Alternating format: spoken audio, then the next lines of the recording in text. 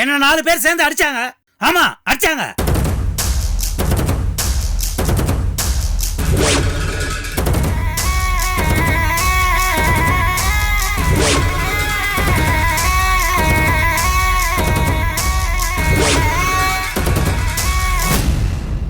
அடிச்சது யாருன்னு கூட எனக்கு தெரியும்.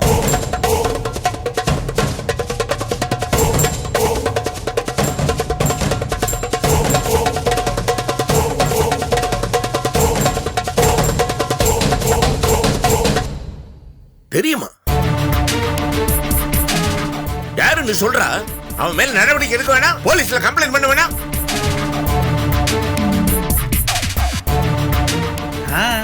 அது ஒண்ணும் இல்லைண்ணே. அன்னைக்கு அந்த சந்தோஷுக்கும் ஆட்டோக்காரனுக்கும் நடுவில் சண்டை வந்து நடுவில் பூந்து நான் மத்தியஸ்தத்துக்கு போய் என்ன கூட அடிச்சானுங்கல்ல.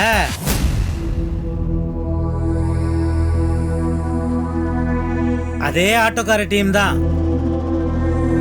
கேங்கா ஆளுங்களை செட் பண்ணிட்டு வந்து என்ன போட்டு அடிச்சானுங்க.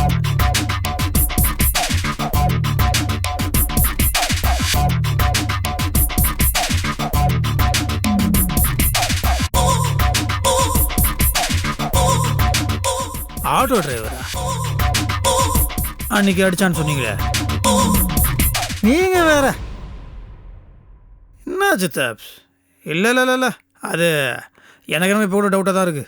செய்யறதையும் செஞ்சுட்டு உனக்கு டவுட்டு வேறையாடா? என்ன அடித்தவனு எனக்கு தெரியாது.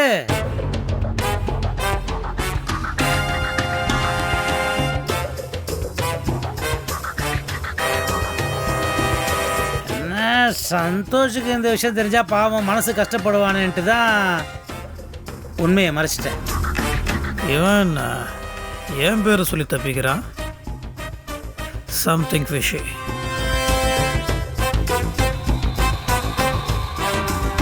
சரிடா, அடிச்சவன் யாருன்னு உனக்கு தெரியுமில்லடா? அவன் முகம் அடையாளம் தெரியுமில்லடா? காட்டுவீலடா? சார் ஆக்சுவலாக எனக்கு கூட அவரை அடித்தவங்கள ஒருத்தனுடைய முகம் நல்ல ஞாபகம் இருக்கு.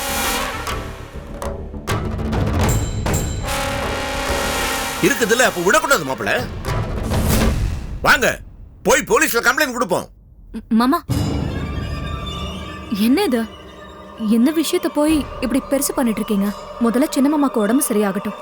இல்லையே, இதுக்கு பின்னாடி வேற ஏதோ ஒரு காரணம் இருக்கு, கண்டுபிடிப்போம். அப்படிலாம் விட முடியாது. யார் அடிச்சிருக்கான்? என் சித்தப்ஸ்.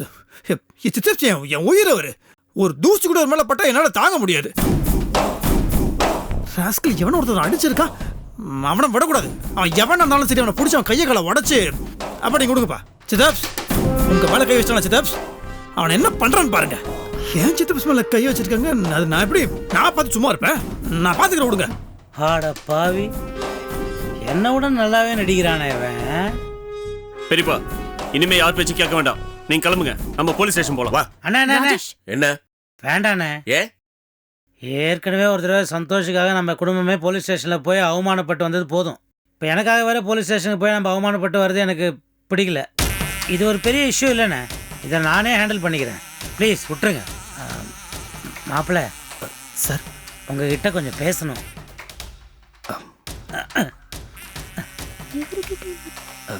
பேசிட்டு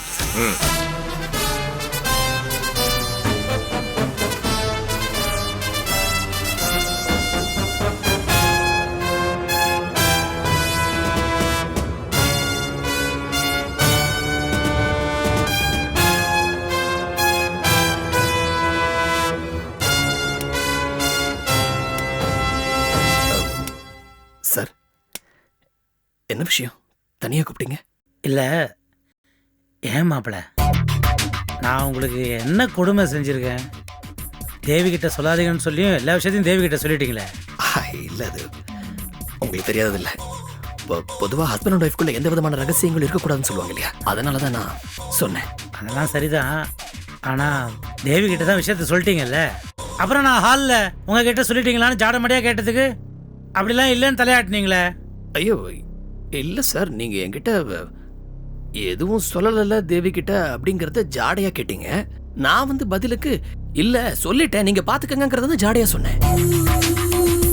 நீங்க அதை தப்பா புரிஞ்சுக்கிட்டு இப்ப என் மேல பழி போடுறீங்களே சார். ஐயோ அப்பா. அச்சா எல்லாம் சொதப்பலாவே போகுது. பாவம் சார் நீங்க. என்ன பாவம், வந்தாச்சு, விஷயத்தை புட்டு போட்டு கொடுத்தாச்சு. இப்ப சந்தோஷமா? ஓகேயா? ஐயோ இல்ல sir, I really mean it. I'm sorry, I'm very very sorry. என்னடா டபுள் கேம் ஆட்டம் அப்படியே மூஞ்சி நல்ல மாதிரி வச்சுன்னா ஆட்டம் காட்டுறியா? நான் உன் அப்பனையே போட்டு தள்ளினவன். நேரம் வரும்போது இதுக்கும் சேர்த்து உனக்கு நான் ஆட்டம் காட்டுறேன் நான். சார் நீங்க ஏதோ குழப்பத்துல வேற யோசனையில இருக்கீங்கன்னு நினைக்கிறேன். ஐம் சாரி, நான் உங்களுக்கு ஏதோ நல்லது பண்ணதை நினைச்சிட்டு வேற ஏதோ பண்ணிட்டேன். இதை எப்படி சமாளிக்கிறதுன்னு நீங்களே யோசிங்களேன். டைம் ஆச்சு எனக்கு, நான் கிளம்பட்டுமா? என்னது? இல்லை நான் கிளம்பட்டுமா அப்படின்னு கேட்டேன் சார். இந்த மரியாதை பணிவு இதெல்லாம் உங்ககிட்ட எனக்கு ரொம்ப பிடிச்சிருக்கு. ஆனால் எதிர்பார்க்காத நேரத்தில் கண்ணா பின்னான்னு மாட்டி விட்டுறீங்க, அதான். பட் இட்ஸ் ஓகே, கிளம்புங்க. பாருங்க சார்.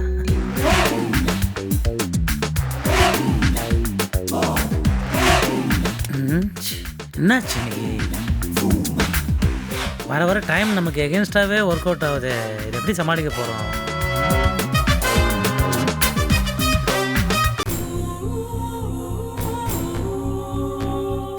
இவ்வளவு நடந்திருக்கு, யார்கிட்டையும் சொல்ல மறைச்சிட்டானே.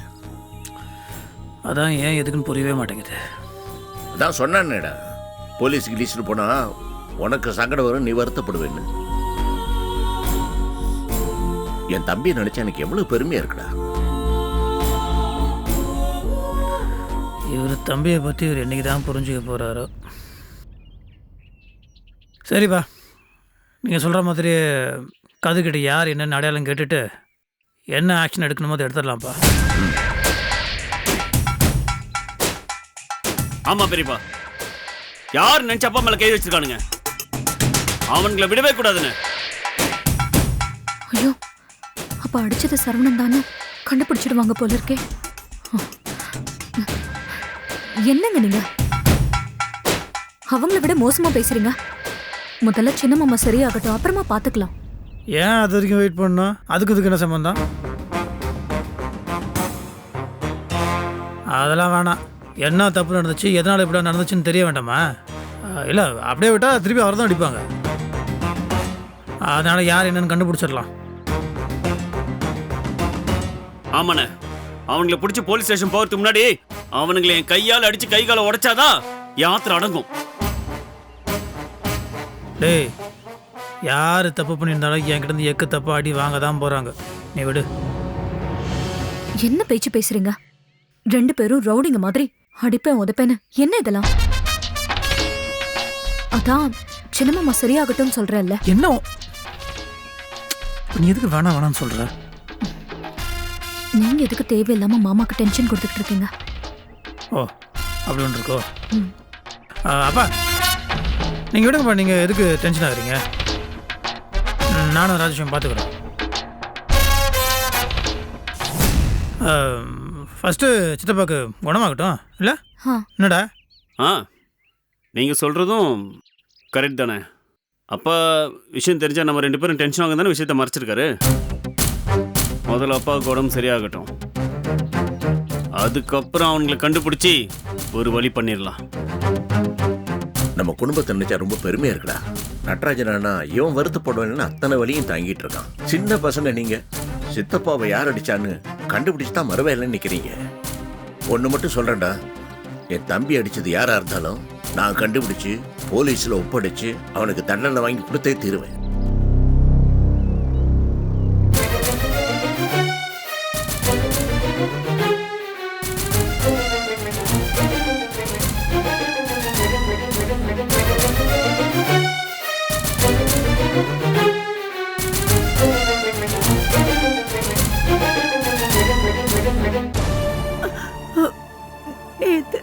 நேத்துல இருந்து நான் பித்து பிடிச்ச மாதிரி இருக்கு தேவிமா. ஒண்ணுமே ஓடல. நல்லா ஓடி ஆடி பேசிட்டு இருந்த மனுஷன் இப்படி கை கால் கட்டு போட்டு நடக்க முடியாம பார்க்கும்போது என் மனசு பொறுக்கல. சும்மா நொய் நொய்னு எல்லாரும் ஏதாவது சொல்லிட்டே இருப்பாரு தவிர, ஆனா அவர் மனசளவுல எந்த கள்ளம் கபடமும் இல்லாதவர். அவருக்கு சீக்கிரம் நல்லா ஆயிடணும்னு என் மனசு கடந்து அடிச்சுக்குது. அதனால்தான் சாமிக்கு மாவிளக்கு போடுறதா நான் வேண்டிக்கிட்டு இருக்கேன்.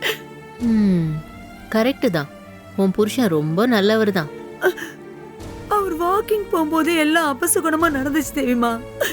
அண்டகாக்கா வந்து கத்துச்சு, கோலப்பொடி தடுக்கிச்சு. வாக்கிங் போவாதீங்கன்னு எவ்வளோ தடுத்தேன். ஆனா வழக்கம் போல அவர் என்ன குதர்க்கமா பேசிட்டு கிளம்பி போயிட்டாரு. நல்ல வேலை, எந்த ஜென்மத்துல செஞ்ச புண்ணியமோ சரியான நேரத்துல மாப்பிள்ள போய் பார்த்திருக்காரு. இல்லைன்னா அவனுங்க அடிச்சதுல ஒரு உயிரே போயிருந்தா. ஐயோ, நினைக்கவே ரொம்ப பயமா இருக்கு தேவிமா. உன் வீட்டுக்காரு உங்க சித்தப்பா மட்டும் காப்பாத்தல, என் மாங்கலத்தையும் சேர்த்துதான் காப்பாத்திருக்காரு. அது சரி. அவர் எதுக்கு போய் சொன்னார்னு கேட்டியா? அத சொன்னாரடா, சந்தோஷ் மனசு சங்கடப்படக்கூடாதுன்னு. எப்படி சித்தி அவர் சொல்றதெல்லாம் அப்படியே நம்புற? எல்லாம் பொய்யும் பித்தலாட்டும் தான். அப்பா அங்க இருக்கிறதுனால தான் அவர் மனசு கஷ்டப்படுமே நான் எதுவுமே சொல்லல. ஆனா உன்கிட்ட இதை சொல்லிதான் ஆகணும். தேவிமா, என்னடா என்னென்னமோ பேசுற? பேசாம நான் என்ன பண்ண சொல்ற? நீ பாட்டுக்கு மாங்கல்ய பாக்கியம் மண்ணாங்கட்டி பாக்கியம் பேசிட்டு இருக்க. உன் தெய்வம் என்ன ஃப்ராட் பண்ணுது நீ கேள்வியே கேட்க மாட்டியா? என்னடா சொல்ற? அக்கா, அப்போ அண்ணனுக்காக பொறுத்துக்கிட்டேன்னு அப்பா சொன்னது நிஜம் இல்லையா? வாடா, உன்கிட்டயும் இதை சொல்லிதான் ஆகணும். அப்பதான் இதுக்கு ஏதாவது ஒரு வழி பொறுக்கும். சித்தி, இதை உன்கிட்ட சொல்றதுக்கு மனசு கஷ்டமா தான் இருக்கு. ஆனா என்ன பண்றது? இங்க பாரு, சிதப்பா பண்றது எல்லாமே தப்பா இருக்கு. தேவி, என்னடா சொல்ற? தப்பா இருக்கா? அப்படின்னா அது அவருக்கு ஒரு பொண்ணோட தொடர்பு இருக்குன்னு நினைக்கிறேன். என்ன நினைக்கிறேன்? அதுதான் உண்மை. அவர் ஒரு பொண்ணோட தொடர்பு வச்சிட்டு இருக்காரு.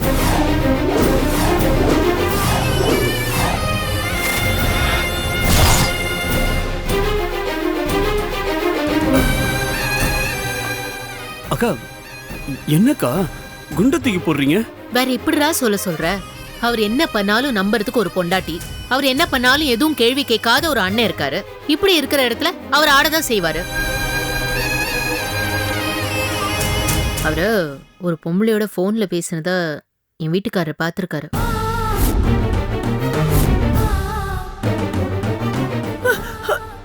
தேவிமா, என்னடா சொல்ற? ஆமா சித்தி, ஏற்கனவே சித்தப்பாவை ஒரு காமன் பிளேஸ்ல நானும் என் வீட்டுக்காரரும் பார்த்தோம். அப்போ ஏன் சித்தப்பா இங்க நிக்கிறீங்கன்னு கேட்டா என்னவோ பதில் சொல்லி என்கிட்ட சமாளிச்சிட்டாரு. ஆனா கதிர் தான் அங்க ஏதோ ஒரு பொண்ணு வந்து நின்னதாவும் அந்த பொண்ணு கிட்ட இவர் ஜாடமாடியும் பேசினதையும் கவனிச்சிருக்காரு. அப்படியா? என்னடா இது? அந்த மனுஷன் அப்படிலாம் செய்யறாரா? என்ன சித்தி இது? இப்ப கூட அப்படியான அப்பாவித்தனமா கேள்வி கேட்டுட்டு இருக்க? இப்படி ஒரு பாவமான பொண்டாட்டி இருந்தா அவர் ஏன் இப்படி எல்லாம் தப்பு செய்ய மாட்டாரு?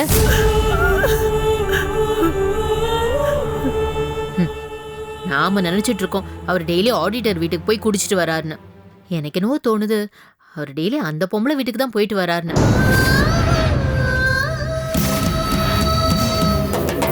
எனக்கே அவரை பார்க்கும்போது இந்த சந்தேகம்லாம் வருது. கூட வாழற பொண்டாட்டி உனக்கு ஒரு தடவை கூட இந்த சந்தேகம் வந்ததே இல்லையா? தேவிமா, ஐயோ, நான் என்னத்தடா கண்டேன்? ராஜேஷ், பாத்தியாடா என் நிலைமைய? ஆட்டோக்காரன் அடிச்சதா சொல்றாரு. இதுக்கு முன்னாடி இவர் அடி வாங்கிட்டு வரும்போது அப்பாக்கு உடம்பு சரியாம தானே இருந்தது. அதனால உண்மையா சொல்லாமையா இருந்தாரு. இப்ப என்ன புது சாக்கு? சந்தோஷுக்கு தெரிஞ்சா உடனே பிரச்சனை ஆயிடும், அதனால தான் நான் சொல்லலன்னு. சரியான பித்தலாட்டம் இவரு. ஹாஸ்பிட்டலையும் யாருக்கிட்டையும் உண்மையா சொல்லல, வீட்லயாவது எல்லார்கிட்டயும் உண்மையா சொல்லல, இங்கேயும் உண்மையை மறைச்சாச்சு. இந்த ஆளெல்லாம் திருத்தவே முடியாது. அக்கா, நீங்க இப்ப என்னதான் சொல்ல வரீங்க? என்னடா இதுக்கு மேலயும் என்னக்கா சொல்ல வரீங்கன்னு கேள்வி கேட்டுட்டு இருக்க? இதாண்டா நடந்திருக்கு. அந்த பொம்பளை விஷயத்துல ஏதோ பிரச்சனை ஆயிருக்கு. அந்த பொம்பளைய சேர்ந்தவங்க தான் இவரை கண்ணா பின்னான்னு போட்டு அடிச்சிருக்காங்க. அதனால்தான் இவரு எல்லார்கிட்டயும் உண்மையை மறைச்சிட்டு ஆட்டோக்காரன் அது இதுன்னு கதை விட்டுட்டு இருக்காரு.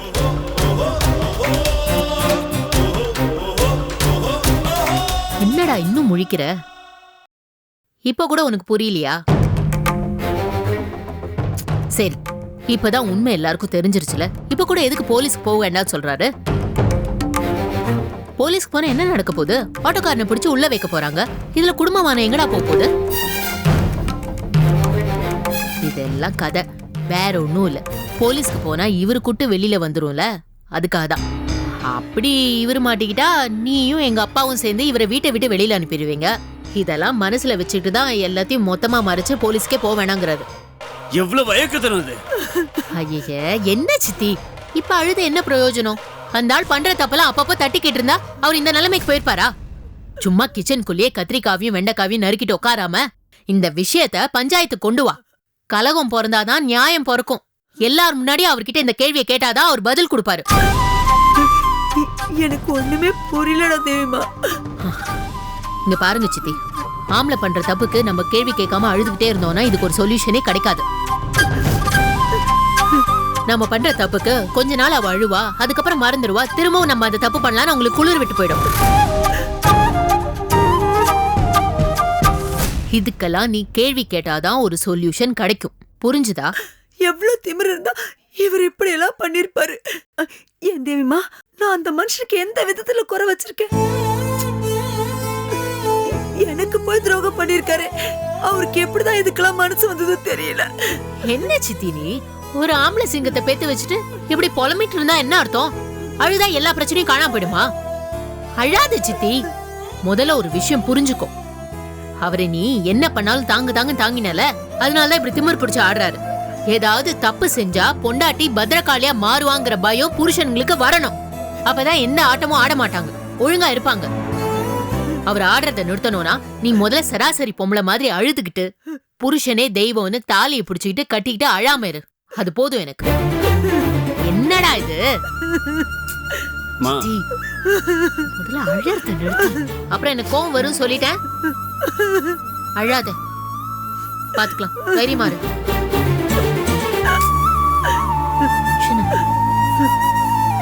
விடு.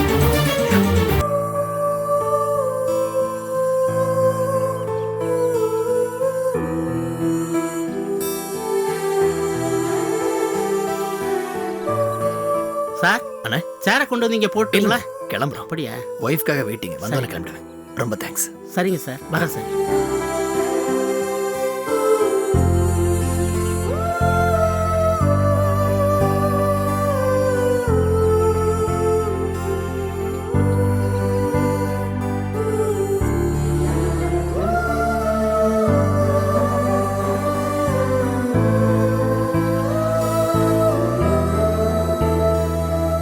வா ராஜேஷ். என்ன ராஜேஷ்? மாமா, அது அது வந்து உங்ககிட்ட ஒரு விஷயம் கேட்கணும். கேளு. அக்கா சொன்னது உண்மையா?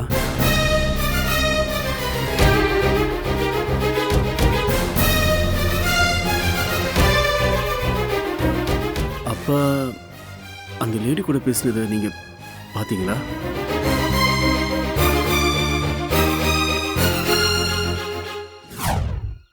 உண்மைதான் ராஜேஷ். அந்த பொண்ணோட உங்க அப்பா போன்ல சிரிச்சு பேசிட்டு இருக்கதை நான் என் கண்ணால பார்த்தேன். அன்னைக்கு நான் வந்து அதை பார்த்த போதே தப்புன்னு எனக்கு பட்டுச்சு. அப்பவே சொல்லலான்னு ஒரு செகண்ட் யோசிச்சேன். பட் உங்க குடும்ப விஷயத்துல நான் இப்படி தலையிடாது, அது நல்லா இருக்காது இல்லையா? இல்லை, தானா சரியாயிடும்னு சைலண்டா இருந்துட்டேன். ஆனா இன்னைக்கு 4 ரவுடி பசங்க உங்க அப்பாவை நடு ரோட்ல போட்டு அடிக்கிற அளவுக்கு வந்த பிறகு இதுக்கு மேல இந்த விஷயத்த உங்க வீட்டுல இருக்கவங்க கிட்ட நான் சொல்லலைன்னா வேற ஏதாவது விபரீதம் நடந்துருமோன்னு எனக்கு பயமா இருந்துச்சு. அதனாலதான் இந்த மேட்டர் வெளியில சொன்னேன். ராஜேஷ், உங்க அப்பா உங்க அம்மாவுக்கு துரோகம் பண்ணிட்டு இருக்காரு. அவங்களுக்கு போய் துரோகம் பண்றதுக்கு அவருக்கு எப்படி மனசு வருதுங்கிறது எனக்கு தெரியல. உங்க அம்மா ரொம்ப நல்லவங்க. நான் என் வாழ்க்கையில சந்திச்ச பெண்கள் ரொம்ப அன்பானவங்க யாருன்னு கேட்டா கொஞ்சம் கூட யோசிக்காம நான் சிவகாமி அத்தை தான் சொல்லுவேன். அவங்க வந்து ஒரு அபூர்வ பிறவி. உங்க அம்மாவுடைய மனசு முழுக்க கருணையால நிறைஞ்சிருக்கு.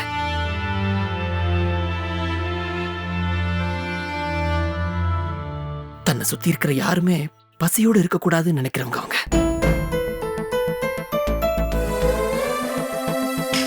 யாரும் எந்த கஷ்டமும் அனுபவிக்க கூடாதுன்னு நினைக்கிறவங்க அவங்க. அவங்களுக்கு மகனா பிறக்கிறதுக்கு நீ உண்மையிலே கொடுத்து வச்சிருக்கணும். அவங்களுக்கு போய் உங்க அப்பா துரோகம் பண்றாருன்னா கண்டிப்பா சொல்ற கடவுள் உங்க அப்பாவை மன்னிக்க மாட்டாரு.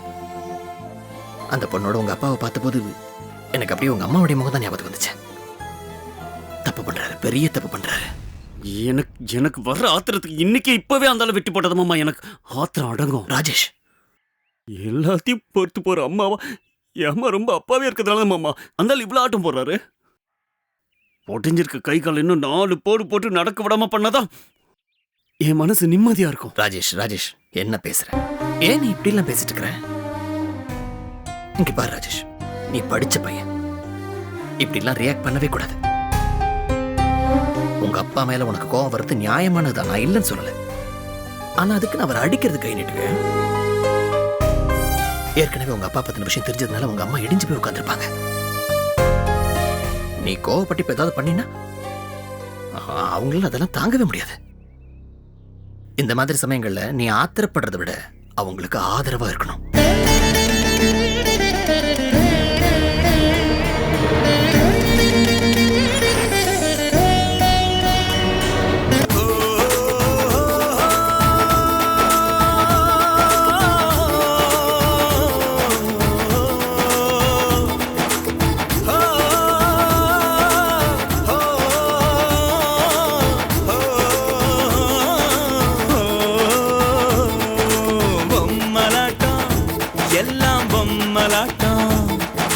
பொம்மலாட்டம் எல்லாம் பொம்மலாட்டம்.